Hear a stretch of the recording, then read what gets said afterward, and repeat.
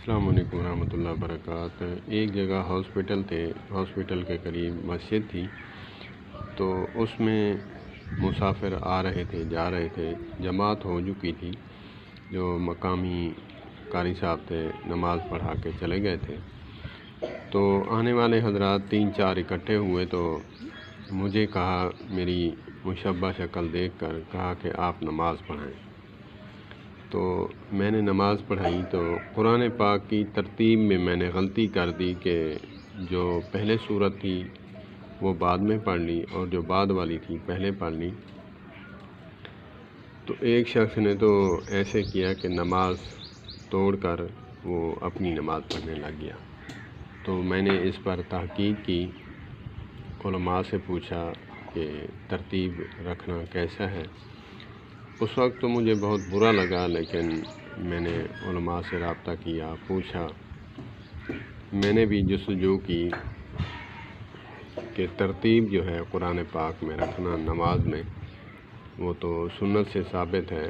جیسے جمعہ کی نماز ہے، جمعہ کی نماز میں جو ہے نبی مکرم صلی اللہ تبارک و تعالیٰ علیہ وآلہ وسلم جو ہے سورہ اعلیٰ اور سورہ غاشیہ آپ اکثر پڑھا کرتے تھے، تو یہ ترتیب کے ساتھ ہی ہے۔ سبح اسم ربک الاعلیٰ الذی خلق فسوی والذی قدر فہدی والذی اخرج المرعی هل اتاک حدیث الغاشیہ وجوہ یومئذ خاشعہ، یہ ترتیب ہی ہے۔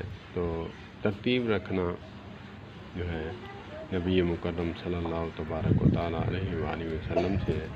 اور مسلکی تعصب ایسا ہے کہ نماز، اللہ معاف فرمائے، نماز اس کی جو ہے خراب تو نہیں ہو گئی تھی، ترتیب جو ہے وہ نہیں رکھی، اگرچہ ترتیب میں تھوڑی ہو گئی ہے مسٹیک، تو اس میں کوئی ایسا مسئلہ نہیں ہے، اللہ معاف فرمائے کہ انسان جو ہے نماز ہی توڑ کے چلا جائے۔ مسلکی تعصب کی انتہا دیکھیں کہ اللہ پاک ہمیں سمجھ عطا فرمائے۔ دونوں مسلک کی عوام الناس افراط و تفریط میں ہے کہ جو شریعت نے سختی کی ہے جتنی، اتنی سختی ہم کو کرنی چاہیے۔ شریعت نے جتنی نرمی کی ہے اتنی نرمی کرنا ہمارے لیے بہتر ہے۔ تو اسی لیے ہم علماء سے رابطہ رکھیں، علماء کے ساتھ وابستہ رہیں، تو علماء کے ساتھ وابستہ رہیں۔ والسلام علیکم۔